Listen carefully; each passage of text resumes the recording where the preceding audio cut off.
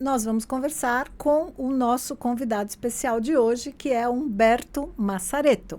Humberto Massareto, ele é consultor há 44 anos, ele é mestre em educação com foco em inovação. Então, é uma pessoa muito interessante que vai nos contar coisas bem legais. O tema dele de hoje são soluções digitais. Como criar soluções digitais sem saber escrever uma linha de código através do uso da inteligência artificial. Humberto é formado em Publicidade e Propaganda pela Escola Superior de Propaganda e Marketing, fez diversos estudos, mestrado também na área de educação e criou alguns grupos de estudo de IA, né? Um deles chama Class IA, e ele tem contribuído bastante para criar produtos, protótipos, processos, né? E um dos que ele está trabalhando ultimamente, desses projetos, é o Vibe Coding, que ele vai falar para a gente o que é o Vibe Coding, como ele está criando soluções interessantes, né? Ele tem uma empresa que chama K01, capital intelectual voltado para a criatividade, né? Uma das coisas que eu lembro que o Humberto sempre fala é que todo mundo pode ser criativo, né? E às vezes as pessoas falam, eu não sou criativo. Não, todo mundo pode ser. Uns em maior, outros em menor grau, né? Ele faz grupos de gamificação, de design thinking, storytelling, enfim, uma lista de coisas aí bacanas que vão ao encontro do que a gente tem como proposta nesse podcast, que é trazer conteúdos inovadores, conteúdos interessantes, que possam contribuir para abrir o olhar, para despertar, gerar insights aí para todo mundo que está assistindo. Como criar soluções digitais sem saber programar uma linha de código, né? Então, Humberto, vamos começar pensando assim, na definição, porque a gente fala em Vibe Coding, não é todo mundo que sabe o que é. Então, explica primeiro, o que é Vibe Coding, como que surgiu essa ideia de fazer os primeiros testes, como que está isso hoje, está adiantado, não está? Conta um pouquinho para a gente. Obrigado primeiro, né, por estar aqui. Prazer. Legal estar aqui com você, lá está com o Maligno, aqui ao lado. Já pegou o Maligno aqui. Oh, meu Deus, me descobri. Você é responsável pela trilha depois, né? Uhum. E nós vivemos um momento muito especial, né? Nós conversávamos um pouquinho antes de chegar aqui, nós pegamos transições. E é muito interessante pegar a transição, porque você vê o antes e o depois.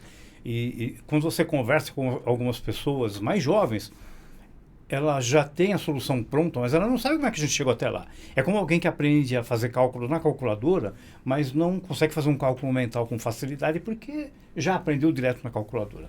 Sim. E eu não estou aqui discutindo isso. A discussão aqui é como, a partir da origem, eu entendo como é que funciona. O Vibe Coding é um termo que foi cunhado pelo Andrej Karpathy, que trabalhou na Tesla, foi um dos fundadores da OpenAI. O Vibe é a vibração, é a vibe. Eu estou na vibe de criar um aplicativo. Certo. Coding seria o codar, que é como o pessoal fala, ou codificar. Né? Desenvolver. Por meio de linha de comando, por meio de código mesmo. Então, Vibe Coding é escrever, desenvolver um aplicativo sem precisar escrever código, apenas com a intenção. Tá? É o desenvolvimento com base na intenção.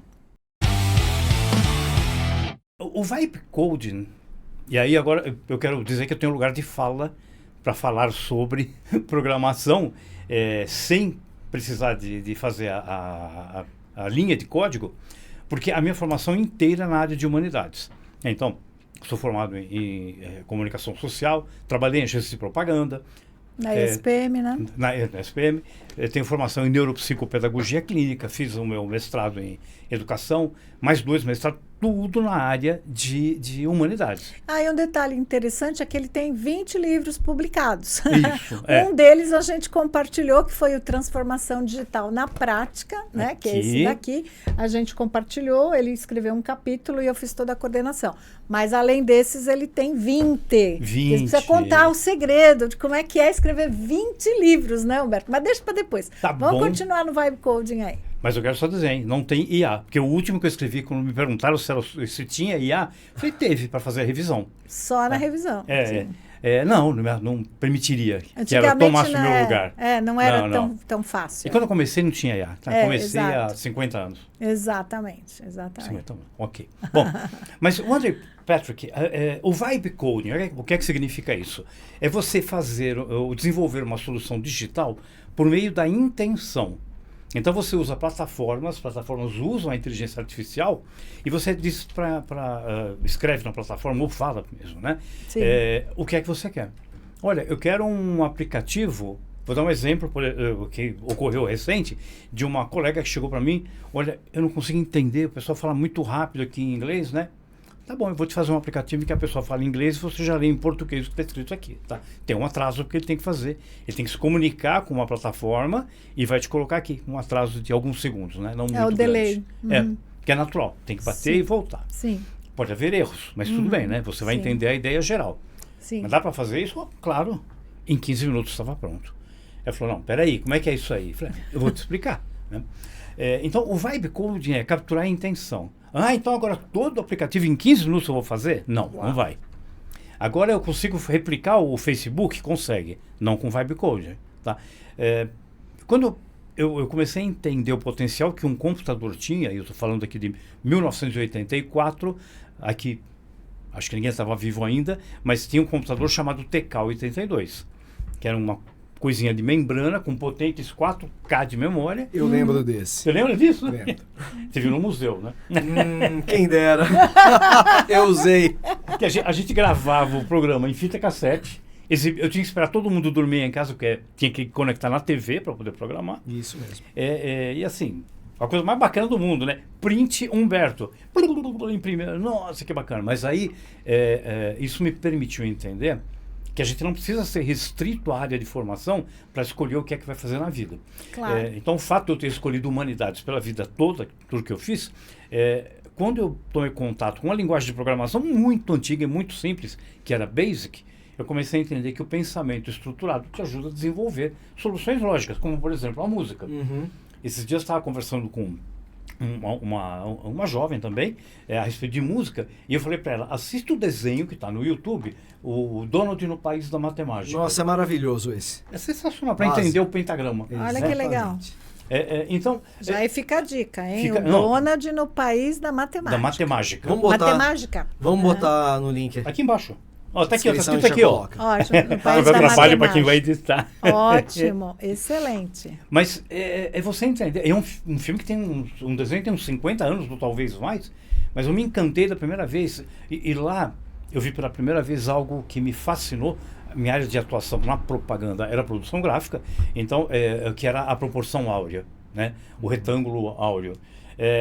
Você entender que existe uma relação de beleza na natureza do Leonardo natural. da Vinci, aquele lá, do homem. Não, essa é a perspectiva. Da homem vitruviano. O vitruviano daquela espiral. Sim, sim. É uma espiral infinita e onde todas as relações que existem nesse modelo, elas são resultado de um equilíbrio e beleza. Né? E o desenho mostra em muitas situações, né, onde a gente vê isso. Mas então, voltando, quando você entende que existe uma conexão entre as ciências, né, você pode até separar para efeito de estudo, mas existe uma conexão.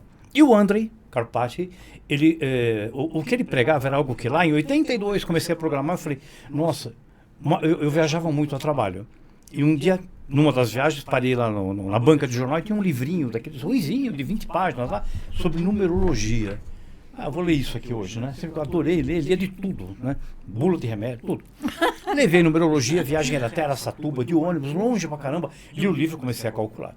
Falei, esse negócio é interessante. Eu não acredito nada dessas coisas, mas eu achei interessante, né? Aí comecei a comprar livrinho. E aí, peraí que tá...